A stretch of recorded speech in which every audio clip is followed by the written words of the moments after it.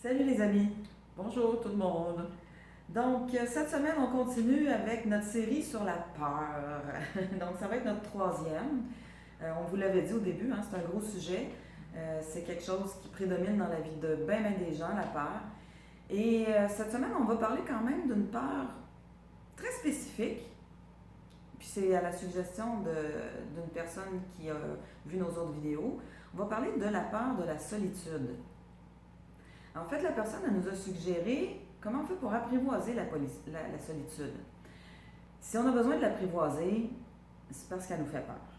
Hein? Qu'est-ce que tu en penses? Vraiment ça. Vraiment ça.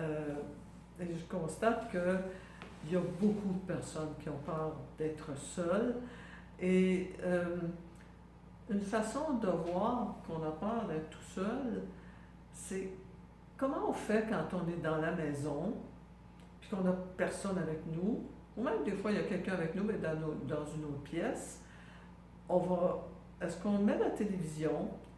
Est-ce qu'on met la musique? Essentiellement, c'est pas qu'on ne devrait jamais mettre la télévision, mais ou qu'on ne devrait jamais mettre la musique, mais est-ce qu'on n'est pas bien quand il n'y a pas ces bruits-là? C'est une chose de mettre la radio ou la musique ou la télévision parce qu'on a quelque chose qui nous intéresse, qu'on veut écouter ou regarder. C'est une autre chose de le mettre juste pour meubler le silence parce qu'on est mal quand il n'y a pas de bruit. C'est vraiment différent. Donc, c'est une bonne question à se poser. Et en ce moment, il y a beaucoup de personnes malheureuses dans leur solitude. Et je parlais avec Caroline de ça. C'est que, à mon avis, si les personnes qui sont seules en ce moment sont vraiment malheureuses d'être seules, et ça, je pense pas au manque de contact, là. Je pense juste d'apprivoiser sa solitude, là. C'est autre chose, hein? Oui, ben oui. Parce qu'il y a des gens qui aiment la solitude, je vais compléter, parce que il y a des gens qui sont bien seuls, des gens qui sont plus introvertis, ou qui sont des créatifs, ou qui sont des solitaires, mais ça n'empêche pas ces gens-là d'avoir besoin de contact de temps à autre, d'avoir envie de voir du monde de temps à autre. C'est deux choses différentes. Puis il y a des gens qui voient beaucoup de monde, souvent, puis les rares fois où ils sont tout seuls, ils ne tiennent pas en place, puis ils trouvent ça insupportable. Qu'est-ce qui fait qu'il y a des gens qui sont bien dans la solitude, puis il y en a qui ne le sont pas? Ils sont bien, des gens qui font des semaines de solitude d'ailleurs. Et je reviens aux personnes qui sont vraiment malheureuses en ce moment parce qu'ils sont seuls. Je pense que ce sont des personnes qui n'ont pas pris l'habitude de vivre des moments seuls, dans la tranquillité, dans le silence. Quand je dis dans la tranquillité, le silence, je veux dire être juste seul avec soi-même. Par exemple, moi, il va m'arriver d'être dans le bain pendant un bout de temps et de rester vraiment tranquille, seul avec moi-même et de ne pas me distraire, de pas lire de pas me distraire avec de la lecture ou des choses comme ça. Ouais. Parce qu'on sait, ce que je disais l'autre jour à Caroline, c'est on ne sait jamais si un jour on va devoir vivre avec soi-même parce qu'on peut devenir handicapé, on peut devenir aveugle, c'est-à-dire on peut ne plus être capable de lire, on peut... et ça me rappelle une histoire, je ne sais pas si tu te rappelles cette personne-là qu'on a connue il y a une trentaine d'années, qui a été diagnostiquée avec la sclérose en plaques. Et elle était contente d'avoir son diagnostic, imaginez-vous. Ça m'avait vraiment sidérée quand elle m'avait dit ça parce qu'elle détestait son travail. Puis là, ça lui a donné une bonne excuse pour arrêter de travailler, puis elle avait des indemnités, donc elle ne manquait pas d'argent. Puis elle pouvait rester chez elle à faire son activité préférée qui était de lire. Ben, imaginez-vous qu'à un moment donné, la forme de sclérose en plaques qu'elle avait, ça incluait la perte de la vue. Et puis à un moment donné, elle n'a plus été capable de lire. Ça a été vraiment un drame dans sa vie. Puis je peux vous dire, cette personne-là, elle aurait eu avantage à apprivoiser la capacité d'être seule dans le silence, à ne rien faire. On n'est pas obligé de faire ça tout le temps, 24 heures sur 24, mais apprivoiser notre capacité à le vivre bien puis paisiblement. Parce que ça, là, c'est le genre de circonstances qui peut arriver à n'importe qui. Puis si on n'a pas appris à vivre en paix avec ça avant, au moment où ça nous arrive, c'est vraiment dur. C'est soit de choisir de le pratiquer ou de le subir peut-être à un moment donné. C'est ça. C'est plus facile quand on le choisit que quand on le subit. Alors si on est toujours en train de vouloir du bruit quand on est seul ou n'importe quoi pour nous distraire, il y a déjà un signe. Et on parlait tout à l'heure de quelqu'un qu'on a connu. Ça, c'est intéressant aussi. Parce que quand on est seul, ça veut dire qu'on va à l'intérieur de nous voir qu'est-ce qui se passe. Et on a connu quelqu'un il y a plusieurs années qui nous avait dit qu'il ne voulait pas faire ça parce qu'il était certain que ce qu'il découvrirait à l'intérieur de lui ne serait pas beau. Il était sûr, c'était même pas un doute chez lui, c'était sûr. Puis je suis certaine qu'il y a beaucoup de gens comme ça. Donc, en fait, parce qu'on se demandait tout à l'heure, pourquoi on a peur d'aller voir en dedans? De quoi on a vraiment peur, dans le fond? Je pense que c'est peut-être cette réponse-là qui est la bonne réponse pour bien des gens. Pour beaucoup de monde. On est sûr que si on va vraiment voir à l'intérieur ce qu'on va découvrir, ça va être laid. On aime mieux pas le savoir. Alors que ça, c'est impossible. On est tous extraordinaires. On est tous extraordinaires à l'intérieur. Ce qui est difficile ou ce qui est moins beau, qu'on appelle pas beau, là, c'est ce qu'on transmet avec notre mental qui a peur ou notre ego, on va l'appeler comme ça. Ça cloche. Mais ce qu'on a à l'intérieur, ça peut pas ne pas être beau. Donc, si on est d'accord pour y aller, intentionnellement, c'est-à-dire de bon gré, ben, à un moment donné, on va peut-être être obligé d'aller voir malgré. Et ça, c'est tough. Ça, c'est beaucoup plus dur. Je vous garantis que quand on est forcé par les circonstances à le faire, c'est difficile. On a avantage à le faire en toute conscience et par choix volontaire. Et puis, tu sais, le mot, la personne qui nous demandait de parler de ce sujet-là, elle a parlé d'apprivoiser la solitude.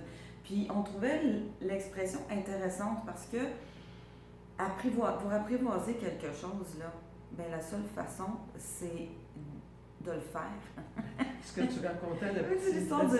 Ben, tout le monde connaît, presque tout le monde connaît Le Petit Prince de Saint-Exupéry. Et si vous ne le connaissez pas, allez lire ça, c'est un tout petit livre, c'est un bijou, c'est un chef-d'œuvre. Puis dans Le Petit Prince, il y a une histoire, à un moment donné, le Petit Prince rencontre un renard dans le désert. Et là, il veut approcher le renard, puis le renard dit non, moi je suis un renard sauvage, tu peux pas m'approcher comme ça, il faut que tu m'apprivoises. Puis c'est le renard qui enseigne au Petit Prince comment l'apprivoiser. C'est vraiment adorable comme histoire.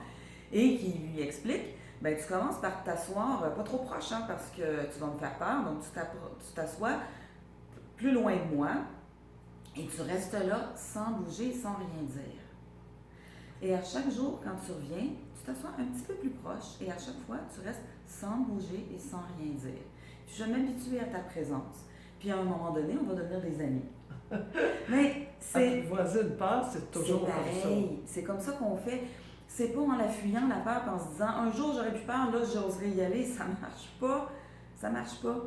Oh, il y avait l'histoire des souliers du Père Ah, Gédéon oui. aussi, là. Ben oui, c'est ça. Pour les Québécois, vous connaissez le Père Gédéon, on vous en avait entendu parler, si jamais vous êtes trop jeune pour l'avoir connu, mais pour les Européens, le Père Gédéon, c'était un de nos humoristes extraordinaires. Puis, bon, c'était donc un homme qui jouait un vieux pépère qui racontait des histoires avec un gros accent de la campagne. Là, puis, et donc, moi, je me souviens d'avoir entendu le Père Gédéon raconter quand on achète des souliers neufs, les souliers neufs, ça fait toujours mal aux pieds. Donc, il dit, moi, qu'est-ce que je fais quand j'achète des souliers neufs? Je les laisse dans le placard, puis je les ressors seulement au bout de 2 ans, comme ça, ils sont plus neufs. Là, ils me feront pas mal aux pieds. En tout cas, je sais pas si vous voyez, là, mais ça marche pas, hein? Ça marche pas. Dans ce cas, de dire que ça marche pas. Non, ça marche pas, les souliers neufs. Les souliers sont encore neufs, même après 2 ans, parce qu'il faut les porter pour les rendre plus neufs. Et c'est drôle, mais là, ça m'amène à parler des derniers moments de vie des personnes. Souvent, les personnes, parce qu'on meurt, on est seul quand on part Même s'il y a des gens qui nous accompagnent, on part tout seul. Et il y a des gens, même s'il y a des gens qui nous prennent la main quand on est rendu de l'autre côté, ben on est seul quand on part. Et donc, il y a beaucoup, pour les personnes qui accompagnent les mourants, ben il y a des personnes qui deviennent proches d'eux-mêmes juste à la fin. Et deviennent là bien avec leur solitude. C'est pas tout le monde. Il y en a qui combattent ça jusqu'à la mort. Mais il y en a qui apprivoisent ça à la toute fin.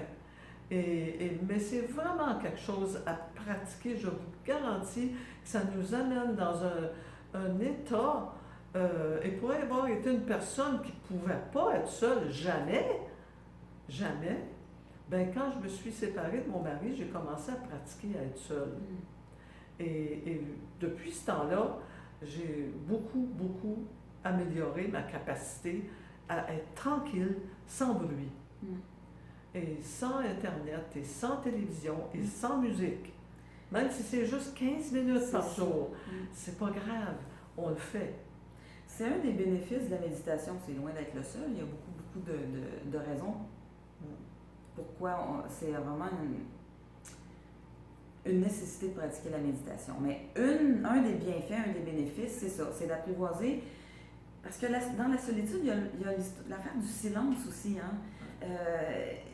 Parce qu'on peut être justement, il y a des gens qui disent « Ah, j'ai pas de problème à être tout seul », sauf que moi, je connais des gens, ils ont et la télévision et la radio allumées en même temps. Donc, je sais pas qu'est-ce qu'ils écoutent là, quand ils font ça, parce que c'est la cacophonie. « Ah, je suis tout le temps tout seul. » Oui, mais tu as la télévision à fond, tu as la radio à fond, ou tu as l'Internet avec des vidéos à fond, j'en sais rien.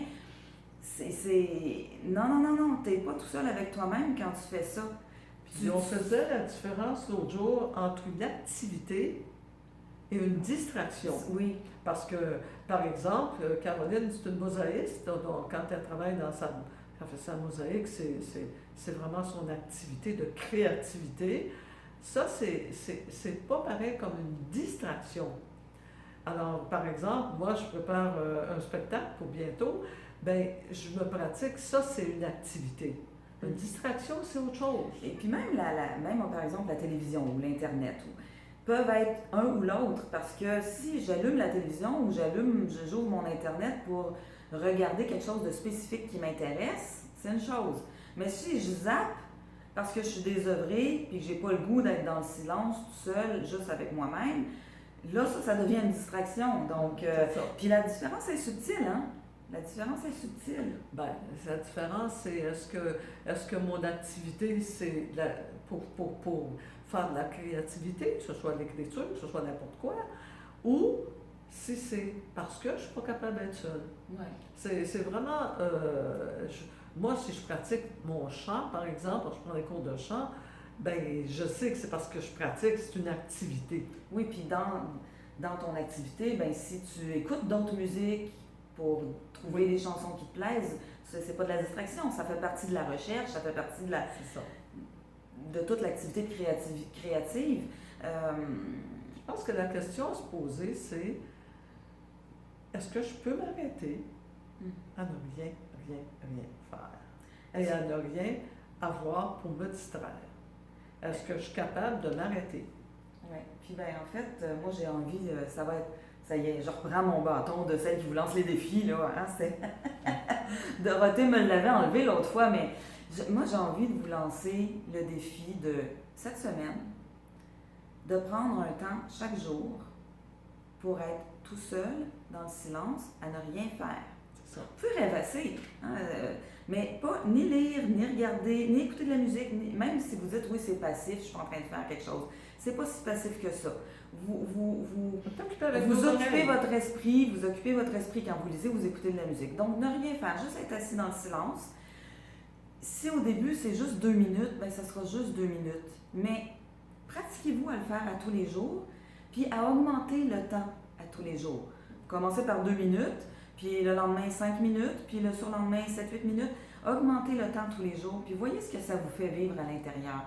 Je suis sûre que ça va apporter des transformations magiques chez vous. Comme moi j'enseigne la santé, je peux vous assurer que d'être capable de faire ça, ça aide beaucoup à rester en santé, à garder notre bonne santé. Mentale et physique. Oui, parce que ça commence par la santé. La santé physique commence par la santé mentale.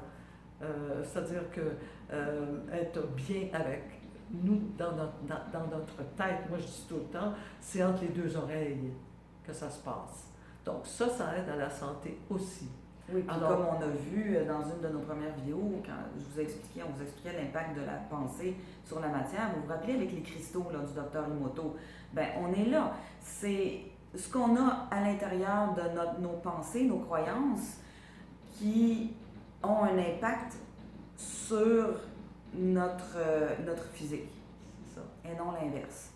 Donc, sur ce, on se quitte pour la semaine encore une fois. Une belle semaine. Passez une belle semaine. Et puis, ben, une bonne clôture de l'année 2020. Oui. Et puis, un magnifique début de 2021. Puis, on va se souhaiter que la métamorphose qui est commencée, puis qui a été pas confortable jusqu'à maintenant, ben, que la métamorphose se termine bientôt, puis que là, on puisse sortir de nos cocons, puis ouvrir grand nos ailes, puis voler. On peut créer des choses extraordinaires pour 2021. Extraordinaire. C'est ce que je vous souhaite. À bientôt. À bientôt.